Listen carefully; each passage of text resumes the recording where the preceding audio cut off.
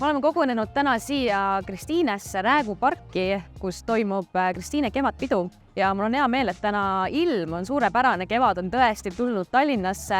Meil on siin väga palju erinevaid tegevusi, meil on nii lastele kui eakatele kui ka täiesti tavalist täiskasvanutele igas vanuses. Meil on Ott Kiivikas, kes teeb just hetkel praegu välijõusaalis näidistreeningut. Meil on jooga, meil tulid korvpallimehed tulid kohale ning üleüldises pildis on kõigil tuju hea. Ma loodan, et uuest rekonstrueeritud Räägu pargist saab Kristiine jaoks selline keskne koht, kuhu tullakse lihtsalt ilma nautima, välijõusaali trenni tegema või siis ka täna avatud Lions Clubi raamatukapist endale raamatut lugemiseks võtma.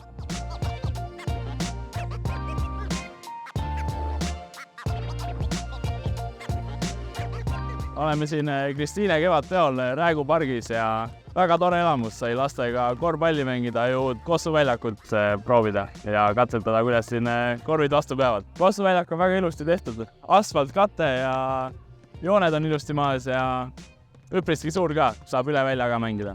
See oli mul tõesti esimene kord see aasta väljas mängida, et eks meil seda head ilma ainult 2 päeva olnud ka, et pole väga jõudnud, aga väga hea kogemus esimese korra kohta see aasta. Laste tase oli üpriski hea, et me mängisime siin väljaviskamist ja jäin teiseks. Üks noorem tütarlaps viskas mu välja ja võttis ära selle asja.